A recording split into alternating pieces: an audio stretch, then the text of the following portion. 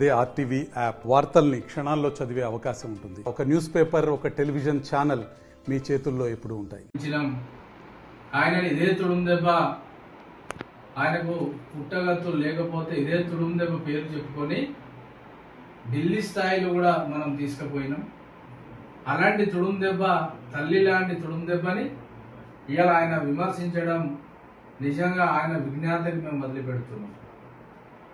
అవునే ఇలా మేము మాట్లాడుతున్నాం. తుడుందెబ్బలో నువ్వు రాష్ట్ర అధ్యక్షుల నుంచి ఏం పీకినావు, ఏం చేసినావు, ఏం పొడిచినావు అని చెప్పి ఇలా తుడుందెబ్బ రాష్ట్ర అధ్యక్షునిగా పూర్ణంగా విజయ్ అడుగుతున్నా. నేను కులం పేరు చెప్పి, మతం పేరు చెప్పి కులాన్ని విధ్వంసంగా సృష్టించుడు, జంగుబాయి మీద ఒట్టుపెట్టుడు, పెద్ద దేవుని మీద ఒట్టుపెట్టి ఏమైంది అని లంబడం తీసేది ఏమైంది చెప్పు. స్వయం బాబురావు నిన్నే అడుగుతున్నా. లంబడం తీస్తానని చెప్పి విర్రవీగితీవి కదా, ఆ భగవంతుని మీద ఒట్టు, దేవుని మీద ఒట్టు అని చెప్పి అంటేవి కదా, ఏమైంది నీది? భారతీయ జనతా పార్టీలో పోతే అమిత్ షాతో నేను మాట్లాడినా అమిత్ షా వాళ్ళని తీస్తాడు కాబట్టి నేను బీజేపీలో పోయినా. మీరందరు బీజేపీకి వత్తస్తు పలకాలని చెప్పి ఆదివాసీ సమాజాన్ని మోసం చేసింది నువ్వు కాదా?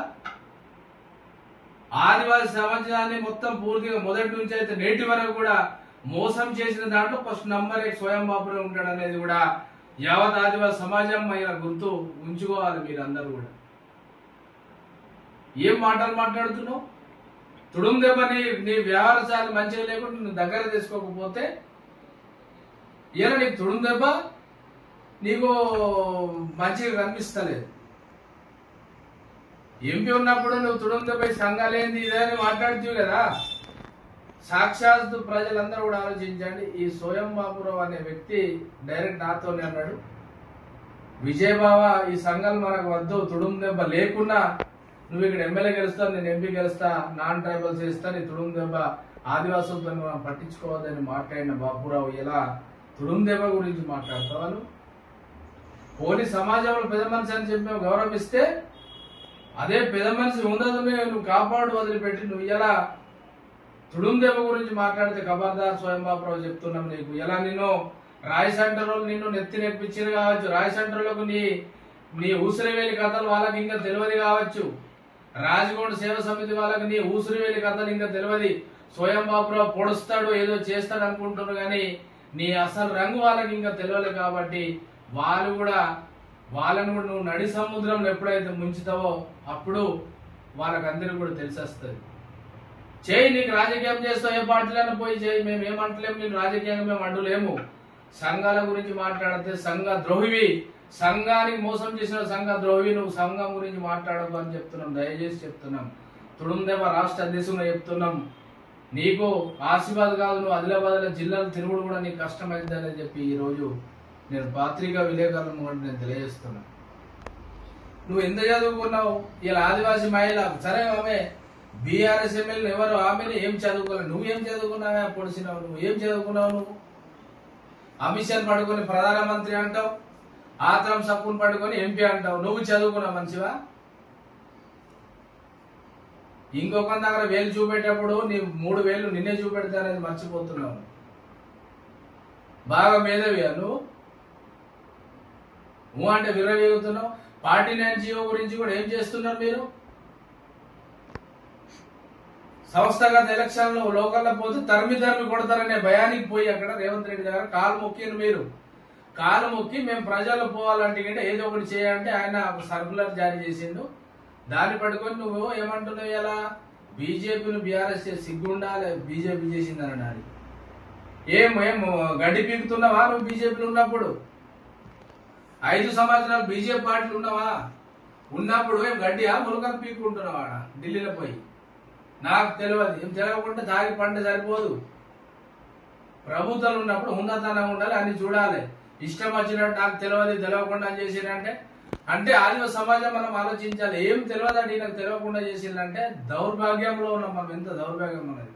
ఏం తెలియని వాళ్ళని కూడా మనం ఎంపీ గెలిపించినాం అనేది మనకు అందరికి ఉండాలి. మనం ఆలోచించాలి. మాట్లాడేటప్పుడు కొంచెం సిగ్గు సరం నుంచి మాట్లాడాలి ఎవరన్నా కానీ. నేనైతే కూడా తెలియజేస్తున్నా, తుడుందెబ్బ గురించి పిచ్చి పిచ్చిగా మాట్లాడితే బాబురావు గారు మీకు చెప్తున్నా, ఇప్పటికి కూడా మాజీ ఎంపీ అన్ని గౌరవిస్తున్నాం. రాజగోడ సేవా సమితి రాష్ట్ర అధ్యక్షుడు ఉండు, పిచ్చి కూతలు కూస్తే మాత్రం మంచిగా ఉండదు ఖబర్దారని తెలియజేస్తున్నాం. మేము తుడుం దెబ్బ జోలికి వచ్చినావో అది నీ పాడకే వేస్తుంది. సీదా చెప్తున్నాం లెక్క. నీ అన్ని అయిపోయినా నేను ఎక్కడ నమ్మరు, నేను ఎక్కడ ఆసిఫాబాద్ నమ్మరు, నేను ఆదిలాబాద్ నమ్మరు, నీ బోత్ కాన్స్టిట్యున్సీలో నమ్మరు. కొలాప్స్ అయినావు, కొలాప్స్ అయి కూసోవాలి మూలకు తప్ప పిచ్చి వేషాలు పిచ్చి మాటలు మాట్లాడితే బాగుండదు. 49 జీవో గురించి మాట్లాడేంత మీరు అంత మొగోళ్ళ మునగాళ్ళ అనుకుంటున్నారు. ఆడపోయి నిజంగా నీకు అంత ప్రేమ ఆదివాసుల మీద ఉంటే ప్రజలందరూ ఇంకోటి ఆలోచించాలి. కాంగ్రెస్ ప్రభుత్వంలో ఉన్న స్వయం బాబురావు ఆసిఫాబాద్ జిల్లా కలెక్టర్ ఆఫీస్ లో ధర్నా కార్యక్రమాలు చేస్తే అక్కడ వచ్చి మద్దతు ఇస్తాడు. ప్రభుత్వం ఎవరైతే ప్రభుత్వం నీది, ప్రభుత్వం ఉన్నాడు ధర్నాలు కూర్చుంటే వాడు మూర్ఖుడు అంటారు ఎవరన్నా కానీ.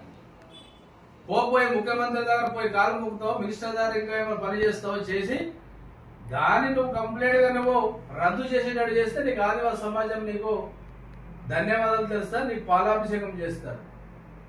కానీ యూసర్ వెళ్ళి నాటకాలు ఆడుకుంటూ ఏమో మాట్లాడుతా అంటే గిట్ట మాత్రం మంచిగా ఉండదు. చెప్తున్నాం సీరియస్ గానే. అక్కడ తుడుం దెబ్బని ఇక్కడ తుడుంది, ఎక్కడ తుడుం దెబ్బని ఏమైనా మాట్లాడినామంటే బాబురావు జాగ్రత్త అని చెప్తున్నాం. నువ్వు చేసిన కథలన్నీ మైండ్లో పెట్టుకునే ఉన్నాం. నువ్వు జాతిని చేసిన ద్రోహి అందరికీ తెలుసు, జాతి ద్రోహి అని తెలుసు. నువ్వు ఆడపిల్లల్ని ఏ విధంగా ఆ రోజు అమ్మినావు అవి కూడా అన్ని తీస్తాం. నీ కథ అంతా పురాంతం అంతా మాకు తెలుసు. పిచ్చి పిచ్చి మాటలు మాని సప్పుడు దాకా వాళ్ళు ఏదో ఒకటి పడేస్తారు కాంగ్రెస్, దాన్ని పట్టుకొని ఉండు ఊగులాడుకుంటుండు. కానీ పిచ్చి తమాషాలు చేస్తే బాగుండదు. ఖబర్దార్ స్వయం బాబురావు చెప్తున్నాం. ఎవరైనా కామెంట్ ఇచ్చేది తీయండి. స్వయం బాబురావు సమాజానికి ఏం చేసిండు అనేది మీరు వివరణ ఇవ్వాల్సి ఉంటది. జై. మరిన్ని వీడియోస్ కోసం ఛానల్ ని సబ్స్క్రైబ్ చేయండి. లేటెస్ట్ అప్డేట్స్ కోసం వాట్సాప్ ఛానల్ ని ఫాలో చేయండి. అండ్ లింక్ డిస్క్రిప్షన్ లో ఉంది.